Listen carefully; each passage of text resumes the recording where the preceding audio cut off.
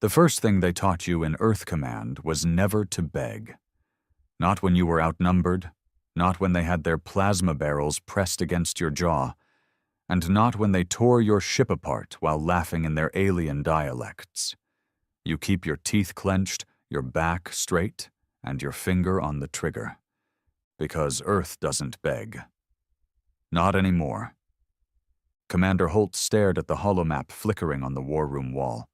12 Imperial dreadnoughts, 49 cruiser-class vessels, hundreds of parasite drones forming a net around the outer moons of Mars, all of them bearing the seal of the Dravari Empire, that cursed multi-species confederation of slavers, executioners, and hypocrites who had once called humanity a species unfit for autonomy.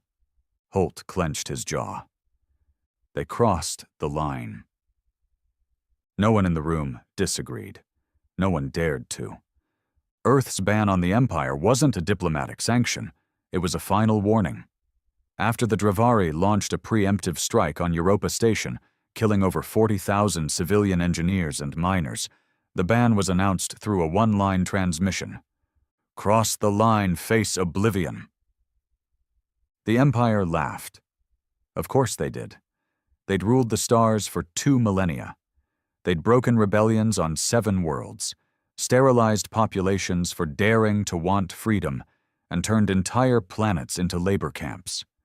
To them, Earth was still that broken, fragile world at the edge of the stars, a survivor of its own greed, barely crawling into space.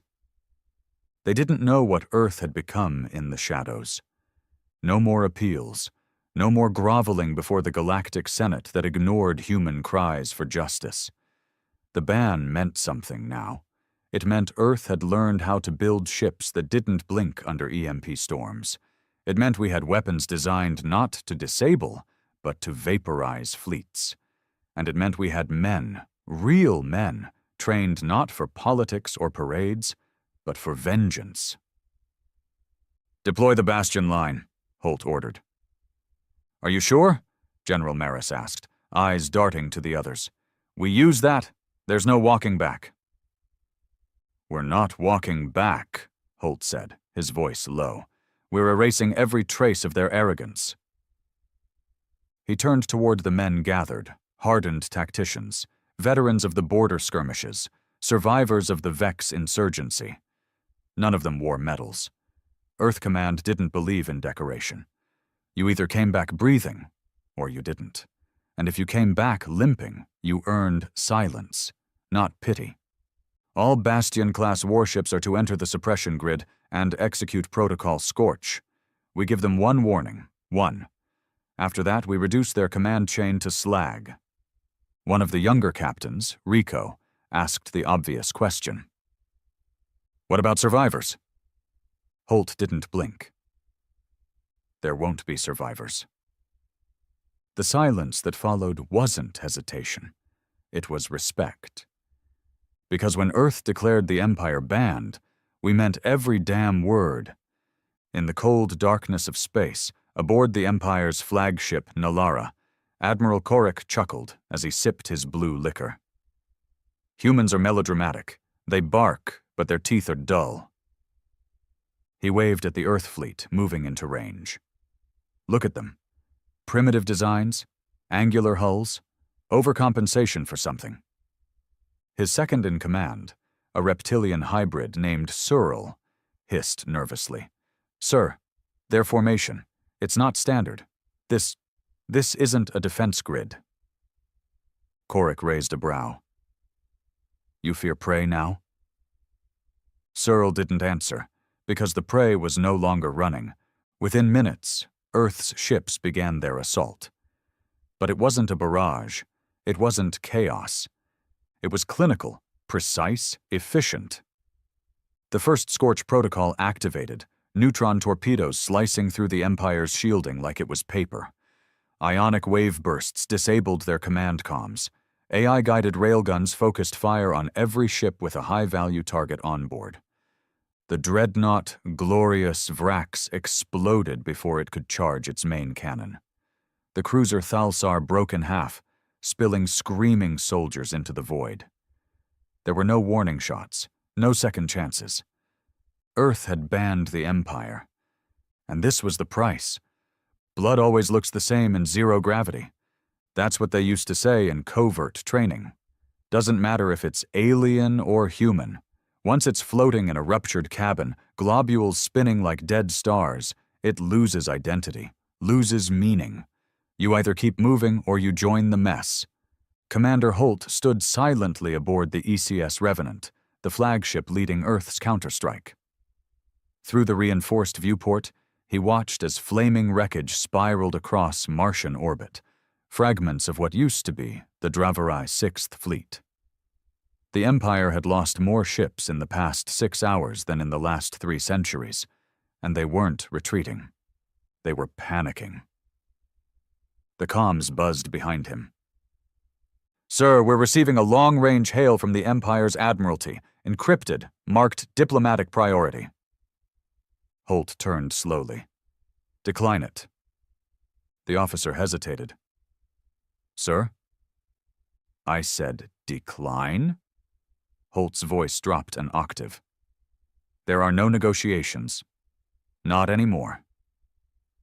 The comm officer tapped the console, and the Empire's message, likely a plea for ceasefire, maybe even an apology masked in bureaucratic language, vanished into digital ash. He couldn't stomach their words. Not after what happened at Europa. Not after the images they all saw. Children fused to bulkhead walls. Engineers incinerated mid-broadcast, screaming into dead air while their oxygen leaked away. The Empire called it a miscalculated strike. Holt called it a deliberate massacre. And now they were paying. "Status on the Bastion line?" he asked. "Fully deployed," said General Maris, stepping up beside him. "We've locked their outer rim defenses in a crossfire pattern. Drone clusters moving in. Our AI projection estimates full grid lockdown in under 20 minutes.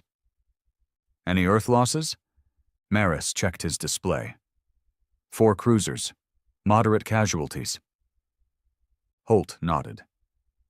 Acceptable. It didn't make him feel better. Losses were losses, each death a thread yanked from the tattered flag of humanity's future. But Earth had made peace with sacrifice. The Dravari never expected that. Empires thrive on compliance, not resolve. They conquered with fear. But Earth had outgrown fear. Earth had learned hate. Across the void, in the shattered remains of the Nalara, Admiral Korik coughed up a lungful of iridescent blood. His once imposing frame now slumped against a melted control panel, his ceremonial armor torn and bloodied. The bridge was gone. Half his officers were gone. Some still floated outside, frozen in death, limbs outstretched as if still reaching for salvation. "Searle!" he rasped. The reptilian aide limped toward him, half his face burnt, one arm missing. "Admiral, they've disabled our command chain. The network is gone. We're blind." Korik swallowed hard. "How did this happen?" Cyril didn't answer. The truth was already carved into their eyes. They'd underestimated Earth. For generations, the Empire had monitored human advancement with arrogance. They saw Earth's civil wars, political instability, environmental collapses, and scoffed. "Too emotional," they'd said. "Too chaotic. Too weak to unify." But humanity did unify. Not through peace, not through treaties, through vengeance, through shared scars, through the burning memory of being treated as less than. "They've evolved past us," Searle whispered. "Not biologically, strategically, psychologically. They don't just want to win. They want to end us," Korik finished. Back aboard the Revenant, Holt walked the dim corridors alone. Not out of solitude, but out of ritual. He always walked the ship after the first kill wave, to remember, to stay grounded. Every war had a beginning, and he never let himself forget the cost. He passed the infirmary first, medics working in silence, sealing wounds, replacing limbs. There was no wailing, no prayers, just pain and protocol. Further down the hall, he passed the engineering wing. Sparks rained from open conduits as teams worked double time, reinforcing hull sections, stabilizing life support. Even the AI assistants had a tired edge to their voices. And finally, he stopped at the memorial bay. This was where the bodies were stored until returned to Earth, if they ever made it back. Some were already wrapped, sealed in gray polymer, tags embedded in the chest. No pomp, no trumpets. He knelt near one. Private Callan Veras, age 19, fire control technician. Barely more than a boy. Joined out of vengeance, parents killed in the Mars riots sparked by an Empire-fueled food collapse. "You made them pay," Holt whispered. "That's more than most get." He stood slowly, jaw tight. Back on the bridge, another message pulsed through the emergency channel. Urgent. Civilian massacre in Calra Fath Colony. Holt's fists tightened. He scanned the brief. The Empire, in desperation, had launched a retaliatory assault on one of Earth's fringe settlements. No strategic value, no military presence, just farmers, children, over 12,000 dead. No survivors. "They're losing," Maris said grimly, reading the same report. "And like all tyrants, they're lashing out at the weak." "Good," Holt muttered. Maris raised a brow. "Good. It makes what comes next easier." Holt turned toward the main war table. A new operation was already taking shape. One Earth had kept under Black Seal authorization. Until now. Project Iron Howl. A full-spectrum orbital saturation. Thermonuclear strikes backed by kinetic dusting and biochemical sterilization drones. The target wasn't a fleet or a base. It was the Empire's homeworld, Draxion Prime. "Launch it," Holt said. Maris didn't flinch. "No evacuation window?" "There were no evacuation windows at Europa. Or Calra 5. For a second, there was silence. Then Maris nodded. "Understood." 6 hours later, the Iron Howl protocol began. Draxion Prime never stood a chance. First came the sky-darkening kinetic rods. Iron slugs dropped from orbit at terminal velocity, turning cities to ash in a blink. Then came the firestorms. Chain-reactive thermobaric detonations spread through atmospheric pressure bombs. Entire continents burst into hellscapes. And finally, the sterilizers, drones that flew low, scanning for survivors. They didn't bomb. They didn't shoot. They simply sprayed a mist that melted bone within minutes. It was not a battle. It was extinction. Somewhere, deep within the Empire's final military bastion, surviving officers screamed for answers, cursed the void, begged for surrender. But no one answered their calls. Because Earth had banned the Empire. And now Earth was burning their name from the stars. In a silent chamber aboard the Revenant, Holt stood watching the feed. No joy, no pride, just a deep, burning finality. He hadn't become a soldier to make war. None of them had. They were made by war, shaped by loss, betrayal, humiliation. "We were the monsters they made," he muttered. Behind him, Maris spoke softly. "The Galactic Senate is panicking. Other empires are calling for ceasefires, joint coalitions, apologies." Holt turned. "Tell them Earth isn't interested." "They're scared." They should be. And somewhere on a distant outpost, a small alien child watched her screen as the last Empire transmission faded to black. Her father, a former diplomat, stood silently behind her, tears dripping into the floor. "Papa," she whispered, "why is Earth so angry?" He didn't answer at first.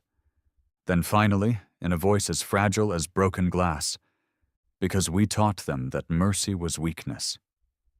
And now mercy was gone. The galaxy didn't sleep after Draxian Prime fell. For the first time in known history, the capital world of a major empire was annihilated without warning, without negotiation, and without survivors. News of the purge traveled faster than light-speed relays, spreading terror like a virus. Star systems that once saluted the Dravari banner lowered their flags overnight. Colonies abandoned posts. Political alliances shattered like glass under a boot. But Earth didn't broadcast their victory. There were no speeches, no declarations of dominance, just silence. And in that silence, fear grew louder. Commander Holt sat alone in the ECS Revenant's briefing chamber, the lights dimmed low. His hands rested on the edge of the steel table, calloused fingers twitching with the ghosts of decisions already made. He hadn't slept since Iron Howl launched, not because of guilt. Guilt was a luxury. He didn't sleep because the war wasn't over. You don't burn a world and expect forgiveness. You burn a world because you never want to see that flag fly again. The door hissed open. General Maris stepped inside, a data slate in hand and a look of quiet dread on his face. "We've received transmissions from 8 different systems," he said, not bothering with small talk. 3 are pledging allegiance to Earth. 4 are demanding humanitarian support.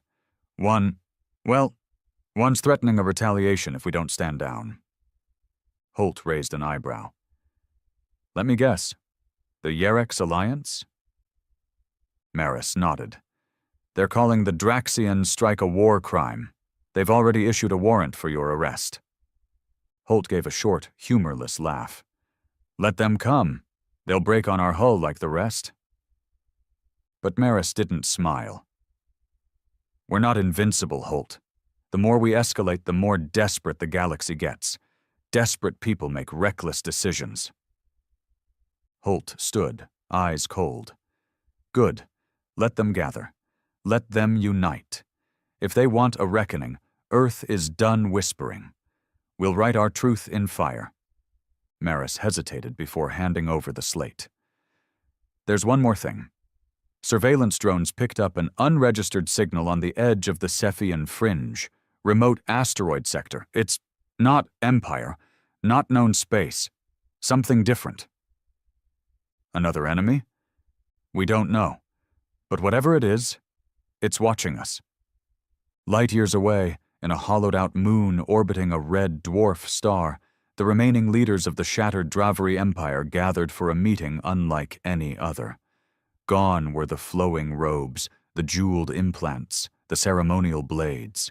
What stood in that cold room were refugees, cowards, war criminals, and terrified remnants. High Executor Varn stepped forward, his body riddled with surgical replacements from his near-death escape from Draxian Prime. "They're not just killing us," he growled, voice rasping through a modulator. "They're unmaking us. Do you understand what that means?" The room remained silent. "They don't want tribute. They don't want submission. Earth wants erasure. Our history, our language, our gods. Gone." "But they're human," said a frail diplomatic aide. "We raised them, nurtured them into the galactic community. We gave them jump tech. And now they use it to slit our throats." Another voice, young, nervous. "We could sue for peace, offer reparations, a gesture of atonement." Varn slammed his fist into the table. "Earth doesn't believe in reparations. They believe in revenge, and they're better at it than we ever were." Silence fell again, heavier this time. Varn lowered his voice. "There is only one path left. We need a new weapon, something they don't expect, something even Earth hasn't prepared for." A whisper stirred the room. Project Eidolon. Eyes turned, some in horror, some in awe. It had been buried long ago, a failed genetic weapon program, forbidden by galactic law for its cruelty.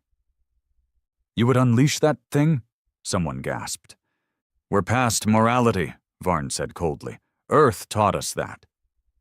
Back aboard the Revenant, Holt stood in the central command tower, watching stars drift through reinforced glass. He didn't feel like a hero. He never had. He thought about Europa again. His brother's voice screaming in the background as oxygen vented from the station, audio scrambled by static and fire. He thought about the political broadcasts afterward, the Dravari ambassador insisting it was an unfortunate error in targeting protocols. Error. That word had haunted him. You don't make an error that precisely wipes out civilians while leaving military assets untouched. That wasn't war. That was a message, a warning to Earth to stay in its place, and Earth's answer had been fire. A soft chime interrupted his thoughts. Commander, Maris's voice came through the comm. We've just detected an energy spike in the Cephian fringe, unknown signature. Holt leaned forward. Weapons? None yet. But there's something else. It's jamming half our recon feeds, including encrypted relays. That's impossible tech. Put it on the main screen. Moments later, the screen flickered to life, a grainy feed showing a dark void rippling like water, something shifting inside it. Then, slowly, a shape began to emerge. It wasn't a ship. It wasn't anything recognizable. It looked like bone. A massive skeletal structure curled around a pulsating black mass. No lights, no engines, just a silent, dying heartbeat. What the hell is that? Maris whispered. Holt didn't speak. He was already moving, issuing orders. Wake the Council. Mobilize Titan units. Full-scale alert. I want every Earth defense grid active in the next 30 minutes. You think it's a threat? No, Holt said grimly. I think it's the last card they have. The thing in the fringe didn't move at first, but the longer Earth watched, the clearer it became that it wasn't dead. It was waiting. And then it began to speak. Not with words, not with frequencies. It invaded minds. Dozens of Earth operatives collapsed with seizures. Some began muttering in alien tongues. One screamed until his throat tore open. Psych teams were useless. This wasn't technology. This was ancient, biological, cosmic. A weapon born from madness. Maris called it what it was. A god killer. It's not meant to fight fleets, he said, pale. It's meant to erase civilizations. But Earth had already made its choice. They didn't kneel. They didn't parley. They prepared. In the hidden war labs beneath Earth's surface, places where sunlight never touched and laws meant nothing. Old contingency plans were reactivated. Project Revenant Core. The concept was simple. Merge a dying soldier's mind with an AI battle frame. Human emotion, machine calculation, rage without pause, conscience severed. They'd only ever made one. It had gone rogue. Now they needed it back. Deep inside a forgotten asteroid vault, buried beneath layers of fail-safes, Earth's deadliest creation opened its eyes. No name, no rank, just a purpose. Holt stood before the armored shell, watching as the figure inside stirred from cryo. You're not a man anymore, he said quietly. You're not human. The thing looked up, eyes glowing cold silver. I wasn't human when they murdered my family, it replied. Holt nodded once. Then make them remember. The war wasn't over. It had just evolved. What had begun as vengeance was now a war for dominance. Earth had broken the Empire, but something darker was awakening, something even older than empires. And humanity, for all its rage, would soon learn the cost of being feared. Because when you erase your enemies, you erase the balance. The thing in the Cephian fringe had no name, not in any language spoken by the Empire or Earth. It existed before names, before speech. It wasn't created.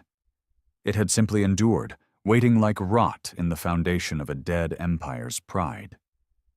The Dravari called it Project Eidolon, though the name was more for their own comfort than for identification. They thought they could control it. They were wrong. It didn't respond to commands. It responded to pain. And after Earth's genocide of Draxion Prime, it awoke with hunger. On the ECS Revenant, every surface buzzed with activity. No soldier rested. No station stood idle. The crew had moved beyond standard war protocol. They were in survival mode now.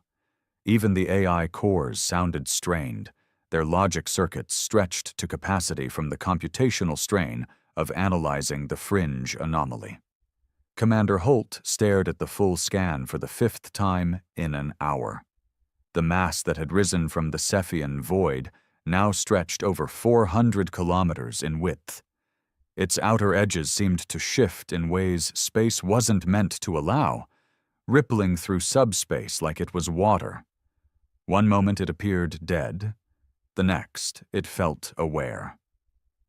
"Still no comms?" he asked, not expecting a new answer. "No, sir," Maris confirmed. "Nothing translatable, but we've detected psychic interference." Holt turned slowly.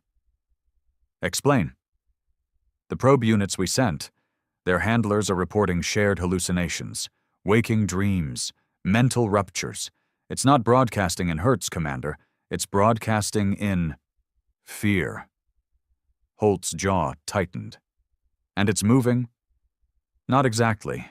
It doesn't use thrusters, but yeah, it's getting closer. And the closer it gets, the more the crew reports headaches, nosebleeds, nightmares. Pull the crew back." "We already did." They're still hearing it. That's when the main alert sounded. Not a standard alarm, but one only used in theoretical doomsday protocol. Revenant core detached. Unauthorized launch. "What?" Holt barked. "The AI host. He's moving without clearance," someone shouted. "Where?" "Toward the fringe. Toward the Eidolon." Down in the black void between systems, Earth's last weapon, the Revenant Core Unit 01, cruised alone. No escort, no human operator. Just rage. Inside the titanium-clad shell was no longer a man, but something that once was. Captain Rylan Hart. 20 years ago, he volunteered for Project Revenant, after his wife and son were among the first casualties in the Empire's psychological warfare campaign. Not killed in combat, but used as examples in a broadcasted execution. He'd asked for vengeance. Earth had given him the tools. Now he was part ghost, part machine, part fury. And something inside him resonated with the Eidolon. As he drifted closer, his neural interface trembled, not from malfunction, but from recognition. He felt it before he saw it. That thing wasn't just alive. It was aware, and worse, it understood him. "You are like me," it whispered into his skull. He clenched his fists, servo motors whirring under alloyed skin. "No," he growled. "I'm worse." He activated his payload, the Helios detonator, a core-grade fission warhead designed to burn a small moon into vapor. And still, the thing didn't flinch. Instead, it responded. Not with weapons, not with shielding, but with memory. Ryland's HUD warped. Suddenly, he was in his son's bedroom. The light from the lamp glowed warm on the floor. His wife's laughter echoed from the hallway. A toy ship lay abandoned on the floor. "No," he gasped. "This isn't real." The Eidolon didn't speak in words. It invaded. It hijacked neural patterns, not just to attack, but to remind. It flooded him with everything he'd lost, everything he'd buried. It broke open the coffin of his grief and poured it into his mind. He screamed. In space, no one could hear it. Back on the Revenant, alarms flared. "Core unit's vitals are spiking. Feedback loops destabilizing. Neural collapse imminent. Pull him out, Holt snapped. We can't. He's locked the sync node. A technician slammed his fist into the console. He's trying to fight it. Maris stood frozen. Then he's already lost. But Rylan Hart didn't die. He did something worse. He merged. The warframe stopped drifting. It shifted, adapted, began to glow, not with Earth's tech, but with something far older, darker. The Eidolon wrapped itself around the core, not as a weapon, but as a shell. A cocoon. A new being was forming, and Earth felt it. Inside Earth High Command, red alerts flickered across every continent. Satellite feeds died. Communications scrambled. Civilian networks choked under the pressure of billions trying to understand what was happening. They didn't know the name Eidolon, but they knew fear. Children screamed in their sleep, drawing symbols they shouldn't have known. Old men wept at phantom voices, and in the streets of New Europe, a man walked into traffic muttering, "It's already here." Holt stood at the center of the chaos. "We've lost Rylan," Maris said. "No," Holt whispered. "We unleashed him." Maris's voice dropped. "Sir, we may have created something worse than the Empire ever did." "Then we finish what we started." Operation Final Echo was the last contingency. It wasn't designed to win a war. It was designed to stop the end of everything. It involved quantum destabilizers, atmosphere burners, soul scrub tech, the kind of weapons banned by every race that ever reached the stars. Earth had kept it secret, because Earth never trusted peace. "We fire the Omega Lance," Holt ordered. Maris stared. "That'll tear a hole in subspace across half the sector." "We're past saving sectors." "And if it doesn't kill him?" Holt turned, his eyes hollow. "Then we pray we're not the last ones left." They launched it at 0300 hours. A single black cylinder, sleek, silent, shimmering with anti-reality. It wasn't aimed at the Eidolon. It was aimed at space itself. The moment it detonated, everything warped. Time bent, stars cried, and the thing that Rylan had become, half human, half something else, screamed in agony across every human mind still breathing. It didn't die, but it was wounded. The fringe collapsed in on itself, becoming a black zone, a void where no light escaped, a place even Earth's machines refused to scan. Silence returned, but not peace. 3 weeks later, Earth sent out a broadcast, short, cold, final. "The Empire is gone. The Eidolon is silenced. The cost is paid. Let none speak of dominion again." The galaxy listened and stayed quiet. But in deep space, somewhere beyond light, the thing that once was Rylan Hart drifted in the dark, not dead, not alive. Watching. Waiting. And Earth, for all its might, began to wonder, did we win, or did we wake something worse? The galaxy remembered silence differently after Earth's retaliation. Once, silence meant peace, a treaty signed, a war averted, a people spared. But now silence was the pause before the hammer dropped, before orbital firestorms turned cities to dust, before a shadow like the Eidolon whispered memories into your bones. And Earth had become the new god of that silence. Every border station, every trade hub, every outpost once loyal to the Dravari Empire now carried a different protocol. No warships near Earth-controlled space, no diplomatic interference, no surveillance, no protests. Because those who protested didn't get warnings anymore. They vanished, not in some political purge or trial court. They simply stopped existing, one by one. Commander Holt stood on the highest platform of Earth's orbital fortress, Bastion 1, staring into the void. Behind him, planet Earth looked smaller than it used to, not because of distance, but because of what they had become. Humanity wasn't crawling anymore. It had risen, tall, proud, unblinking, and feared. The Strategic Council had wanted him to step down after Final Echo detonated in the Cephian fringe. They said he was compromised, emotionally volatile, unstable. They were right. But Earth didn't need diplomats anymore. It needed monsters who understood the price of power. General Maris stepped beside him, datapad in hand. "Request from the Galactic Senate," he said without looking up. "What do they want now?" "Formal review. They want to open dialogue about accountability regarding use of forbidden weapons." Holt almost laughed. "Let them draft their little notes. Send them paper. We send wreckage." Maris frowned. "Some think we've gone too far. We had to go too far. And now we're alone." Holt looked at him. "Number we're above." He turned and walked toward the operations chamber. "What about the fringe?" "Still uninhabitable. Subspace radiation is off the charts. No contact. No probes returned."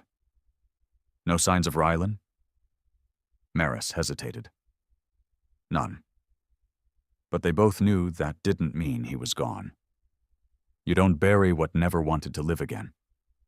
Meanwhile, on the former Dravari colony of Zaris 7, a new type of fear was setting in. The planet had been spared Earth's wrath only because it surrendered preemptively, turning over their defense grid and dismantling their fleet before the first warning shot. But surrender hadn't saved them from change. Earth's overseer units had arrived weeks ago, faceless, expressionless, clad in jet-black armor. They didn't speak unless they needed to. They monitored, logged, judged. Their presence wasn't for protection. It was a message. You live under our eye now. Terrell, a former sub-commander in the Dravari Regional Guard, sat in a converted food hall, trying to keep his hands from shaking as he ate synthetic rations. His old uniform was buried in ash, his medals long melted. And yet, the shame wouldn't stop crawling up his throat. "We ruled 50 systems," he muttered to no one. "We had pride." The man across from him, a human contractor named Diel, didn't look up, just kept chewing his food, mechanical jaw clicking softly. "You ruled 50 systems," Diel said, "and you let kids suffocate on Europa. Now you eat what we give you." Terral's eyes narrowed. "We didn't order that strike." Diel met his gaze, finally. "But you didn't stop it either." Terral opened his mouth to reply, but then he saw the shadow. An overseer was standing outside the hall's entrance, watching. Terrell lowered his head and went silent. Because on Zaris 7, words were just as dangerous as weapons. Back on Earth, a secret meeting convened under the icy crust of Antarctica, in a chamber known only to Earth's oldest intelligence committee, Section Black. 7 men sat at a circular table. No titles, no insignias, just scars and memories. Holt stood before them. "You told us the Eidolon was gone," one of them said. "It is, contained, sealed in the fringe." "And Rylan?" Holt's eyes flicked with something cold. "He's not our concern." Another voice chimed in. "You merged an unstable warframe with an ancient alien horror, and he's not our concern?" Holt didn't answer. He didn't need to. Another leaned forward.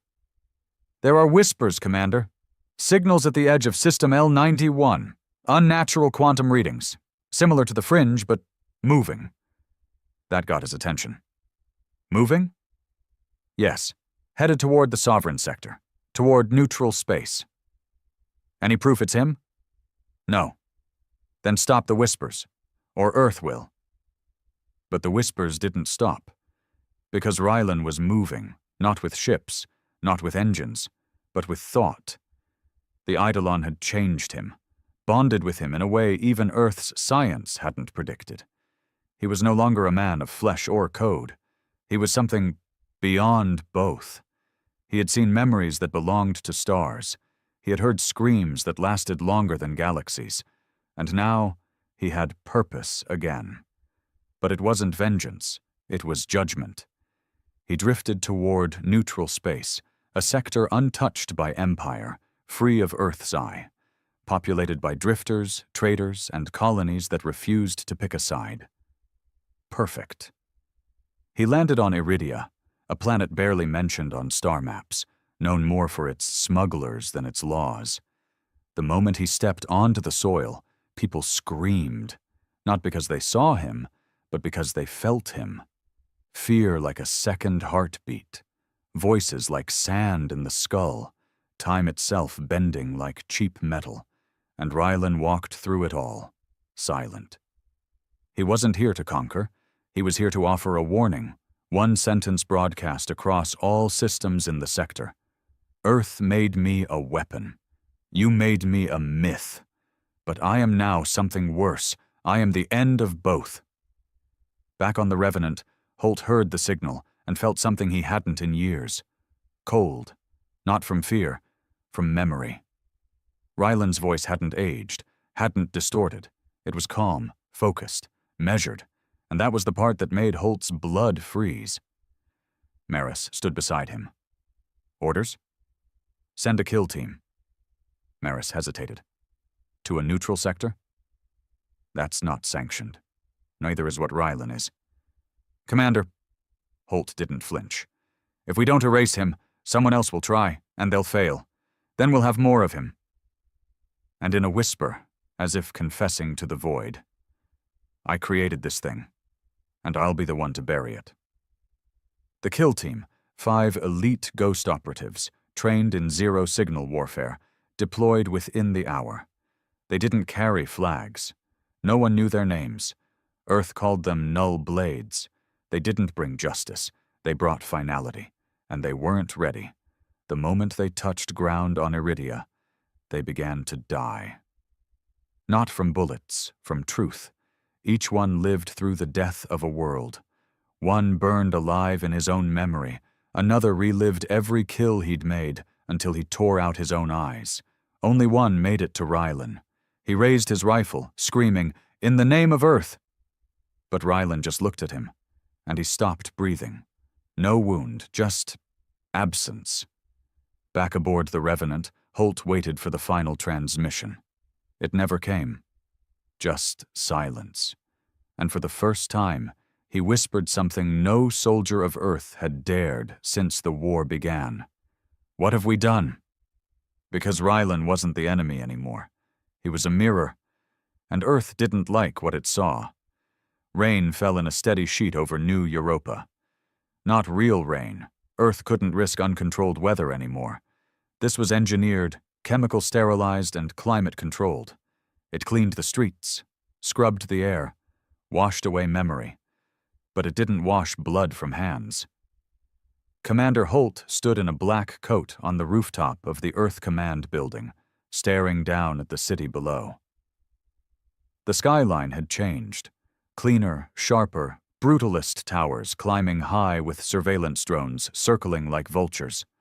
The people walked in lines, eyes lowered, purpose-driven, efficient, controlled, and afraid. Earth had become the very thing it once hated. General Maris approached slowly, his boots tapping against wet steel. "It's done," he said. "Iridia's population has been neutralized. The kill team failed, but orbital suppression finished the job." "Collateral?" "High." "How high?" 70,000. Holt didn't move. The numbers didn't matter anymore. "There were children there," he said flatly. "There were whispers there," Maris corrected. Holt didn't answer. They stood in the rain for a while. A silence not of peace, but exhaustion. Regret was a luxury Holt hadn't allowed himself. But doubt? Doubt was starting to infect the cracks. He remembered the first days of Earth's defiance, the fire of unity, the shared grief, the rage that bound them. Revenge was clean then. Purposeful. It had meaning. Now it felt like inertia. Kill or be forgotten. Silence dissent or let it spread. Power was a fire, and Earth kept pouring fuel just to keep it from going cold. "How many more worlds?" Holt finally asked. Maris didn't reply, because they both knew the answer. As many as it took to keep the myth alive. In the lower sectors of Earth, where light didn't reach and names were traded for codes, a rebel cell met in silence. No banners, no speeches, just a stolen drive and a screen flickering with the last recorded feed of Iridia. The man on screen was Rylan Hart. He stood in front of a burning settlement, the sky torn with static, the soil cracked by orbit strikes, and he looked directly into the camera. This is what Earth calls justice. A woman in the cell clenched her fists. "They say he's mad, possessed. You see madness here?" No one answered. Another whispered, "He was their weapon once. And now?" The woman smiled faintly. "Now he's ours." The rebellion didn't spread through politics. Earth had burned those years ago. It spread through grief, through whispers, through questions no one was allowed to ask. Why did Earth silence the fringe records? Why did the Null Blade program go dark? Why did 70,000 people die on a planet with no fleet? The overseers tightened their grip.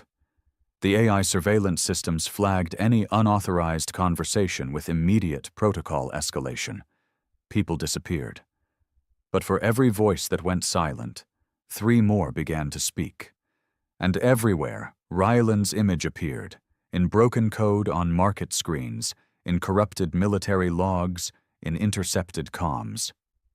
"I am not your enemy. I am your truth."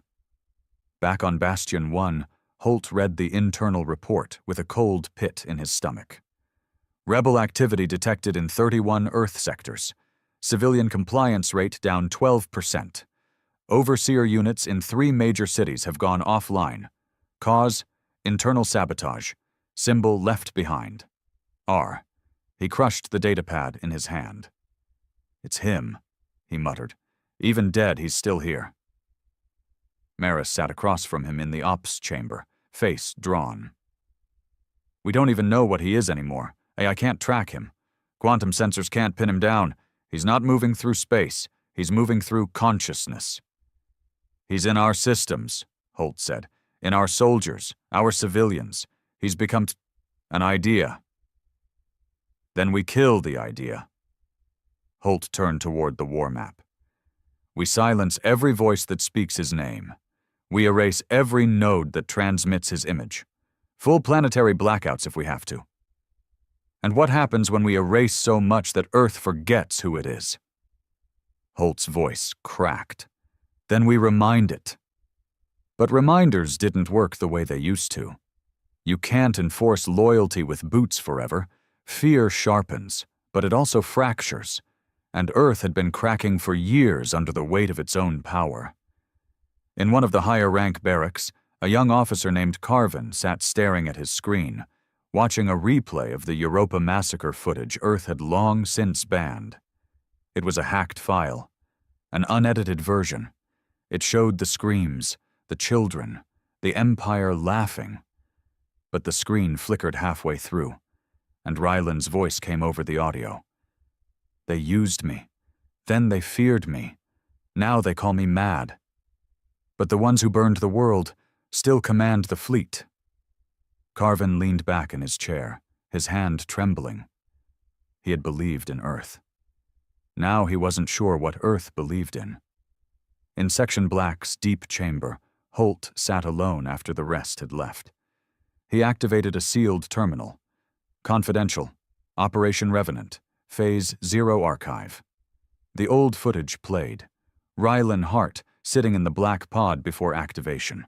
No armor, no machine, just a man, hollow-eyed, dead-faced. Holt's own voice echoed from the audio log. "Why are you doing this, Rylan?" Rylan's reply came slow, quiet. "Because I want them to feel what I felt. And because you won't stop them. But I will." And Holt had approved it.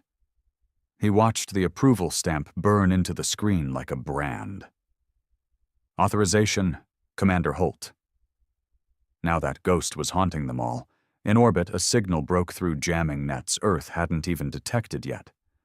A planet called Virion 3, long abandoned, was lighting up with quantum codes.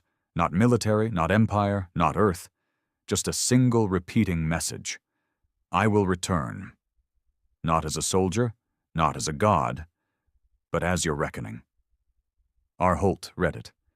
He said nothing. But for the first time since Europa, he closed the war map. And he wept. Not for the dead, but because he finally understood the truth. They hadn't created a weapon. They had awakened a conscience. And that, in the end, was what Earth could never control. The war room of Bastion 1 used to be a place of certainty. Steel walls reinforced with triple-layer shielding. Command tables lit with holographic projections of distant systems. Dozens of uniformed officers taking orders with robotic precision. It was the mind of Earth's war machine, flawless and brutal. Now it felt like a tomb. Half the systems on the display blinked red. Rebel signals were surfacing in clusters, on Earth, Mars, the moons of Titan, even deep space colonies that once begged for protection. Commander Holt stood still as the map glitched, Ryland's symbol pulsing faintly over former strongholds. An R simple. Damning. Status? He asked coldly. General Maris didn't respond immediately. His jaw was tight, eyes sunken. He didn't look like a general anymore. He looked like a man standing at the edge of an empire collapsing. 17 planetary networks have gone dark in the last 72 hours, he finally said. Drone swarms sent to re-establish control were hijacked. Hacked? No. Maris turned. Redirected, reprogrammed. They didn't attack. They delivered food, power, medical aid, then vanished. Who's behind it? Maris gave him the look he already hated. You know, below Earth's upper colonies, a new faction had emerged. Unnamed, unseen, but everywhere. They didn't carry weapons in the traditional sense. They carried proof. Footage Earth buried, conversations redacted, experiment logs Holt himself had sealed. They didn't scream for revolution. They just asked questions Earth couldn't afford to answer. And wherever their messages reached, people listened. Soldiers deserted. Technicians sabotaged relays. Civilians offered safe houses. And Rylan Hart, or what he had become, was the name whispered in every dark corner as if it were both curse and salvation. He wasn't leading them. He was them. The fractured conscience of humanity made flesh. In a sealed chamber of Earth's Department of Memory Regulation, 2 black-suited agents reviewed an intercepted transmission from the outer colonies. A child, no older than 10, sitting on rubble, reciting something with his eyes closed. They called us enemies. We only asked for breath. They gave us fire. We learned to burn. The agents didn't speak. One pressed a button. The screen blinked out. No one logged the file. No one would remember. Back on Bastion 1, Maris finally broke the silence. There's a moment, he said, when a man realizes the monster he made was better than the monster he became. Holt didn't look at him. This is mutiny. It's awakening. No. Holt turned, voice rising. It's weakness wearing the skin of enlightenment. These colonies, these rebels, they don't want peace. They want control, just like the Empire did. And Rylan. Holt's face tightened. He's not human. He was. Not anymore. Maybe that's why they follow him, Maris whispered. Because he stopped lying to himself about what we became. That was the first time Holt struck him, hard. Knuckles cracked against cheekbone. Maris staggered but didn't fall. Holt breathed hard, hands trembling. He didn't even remember making a fist. He didn't apologize. He couldn't afford to. Earth declared Protocol Umbra the next day, a global information blackout. All external transmissions were severed. Civilian networks went dark. Personal devices became state property. Every image, every voice, every symbol associated with Rylan Hart was to be purged. No memory, no myth, no man, only control. But it was already too late, because the revolution wasn't coming through screens anymore. It was in blood. On the lunar outpost Selene 6, a full battalion of Earthshock troopers opened fire on a supply depot after intercepting rebel signals. They found no weapons, just food and sick children. 23 civilians dead before the cease order arrived. One of the Earthshock captains, Lieutenant Davrin, dropped his rifle after it was over. He removed his helmet and vomited into the corner. The corporal beside him whispered, "They weren't armed." Davrin looked around, saw corpses, soot, melted steel. He whispered Ryland's message to himself. "I did not come to save you. I came to show you the mirror." He didn't report back to Earth Command. He disappeared. And that night, Selene 6's defense grid failed, not from enemy attack, but internal sabotage. By morning, the Earth flag was gone, replaced by the symbol of a single burning R.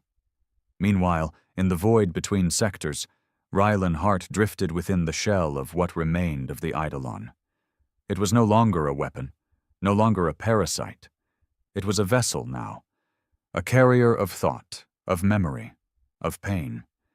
He did not need food, nor sleep, nor breath. He only needed clarity. And as he floated among forgotten stars, he whispered the names of the dead. Each one echoed through the minds of those who followed him, and even those who didn't. It wasn't a speech, it was a list. Varus, Callan, Mira Holt, Lenore, Rain, Europa, Draxion, Iridia, Selene 6, names that no longer appeared on Earth records. Victims turned ghosts, stories Earth tried to erase. But he was those stories now. And for every name, a new voice rose, some to fight, some just to remember. But all to choose. On Earth, Holt watched one of the last functioning planetary feeds. A riot in Sector 4 turned massacre. Dozens shot in the streets, no weapons, just words. He didn't flinch, didn't blink, but his hands wouldn't stop shaking. Maris stood behind him, bruised but silent. "You still believe in him?" Holt asked. "In Rylan?" Numberinus Maris didn't answer, because the truth was now too loud to deny. They had become the new empire. But worse, because this time there was no galaxy left to blame. The next morning, Earth's skies flickered. A planet-wide glitch pulsed through every surveillance system, every satellite, every military HUD. Then, just for 2 seconds, every screen blinked white, and a phrase appeared in red. "What you kill doesn't stay dead. It becomes the thing your children worship." By nightfall, 28 more cities were in lockdown. The people weren't running anymore. They were organizing. And Ryland's name was no longer whispered. It was shouted. And Earth's soldiers, the ones who still followed orders, now had to decide. Pull the trigger, or put the gun down. The skies over Earth turned red before dawn, not from bombs, not from warships, not even from rebellion, but from the sun rising through the smoke of a burning world, a world that had ruled the stars, erased its enemies, and now stood on the edge of its own undoing. Cities burned in silence. Not one broadcast went live. The networks were gone. The AI satellites had gone quiet. The overseers, Earth's so-called guardians, had been pulled down by the very people they once patrolled. The black metal shells were now strung from towers like warning signs. "We are not afraid of you anymore." In the capital, once called New Europa, Commander Holt walked alone through the empty halls of Earth Command. No guards, no aides, no ceremony, only echoes. The massive flag of Earth, once a symbol of defiance and power, had been torn from the command tower, replaced by a crude banner of black cloth marked with a blood-red R. He didn't stop to look at it.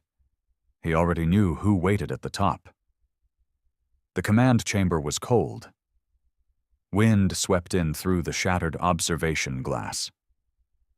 The war table, the same one that launched 1,000 strikes, now lay broken, half-crushed beneath fallen steel.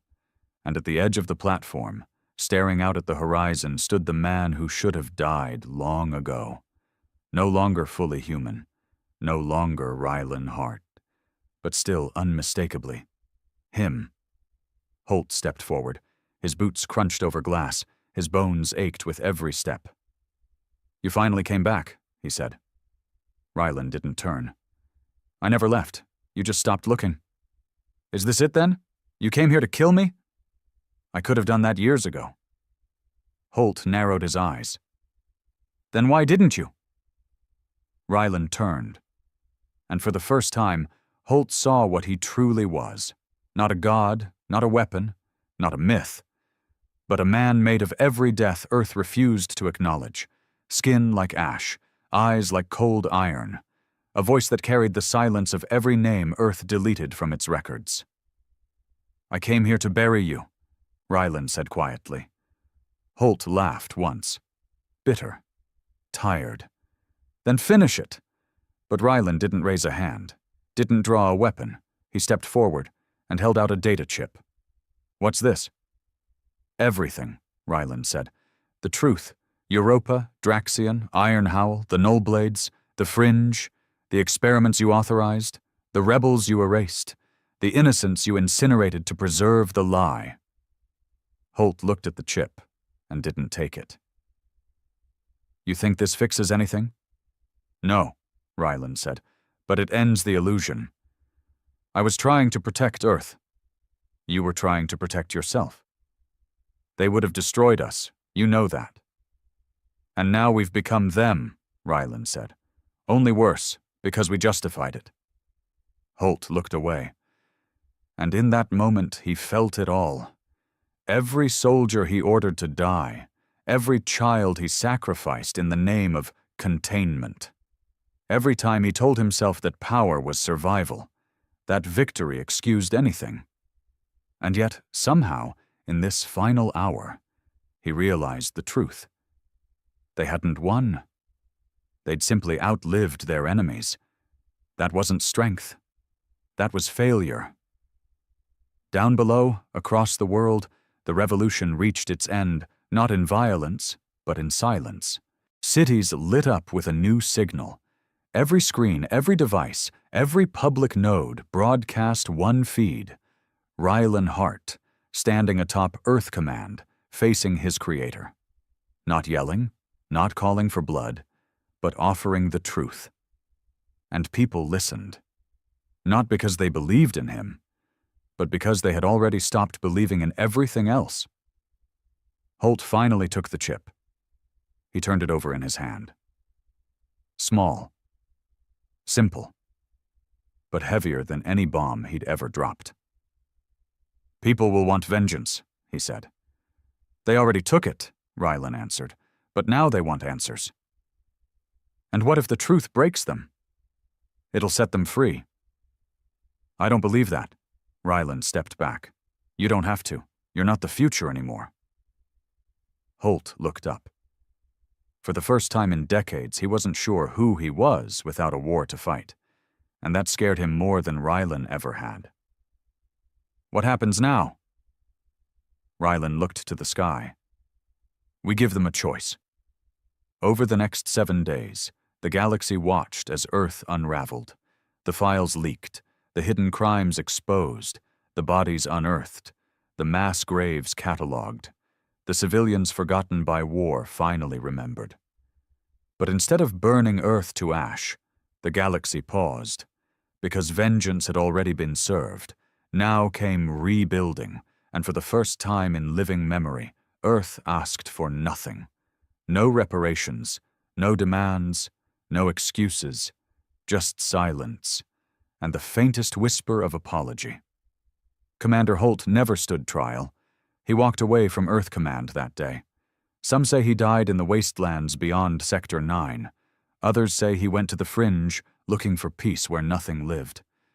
But a few believe he found it, and never came back. Rylan Hart vanished again.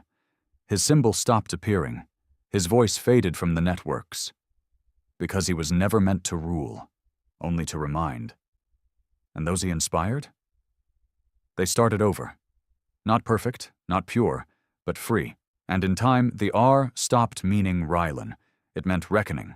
It meant remember. It meant resist, not against power, but against the lie that power justifies everything. And so it ended. Earth had banned the Empire, crossed the line, faced Oblivion. But in the end, what saved humanity wasn't war. It was the truth they tried to bury, and the man they couldn't kill.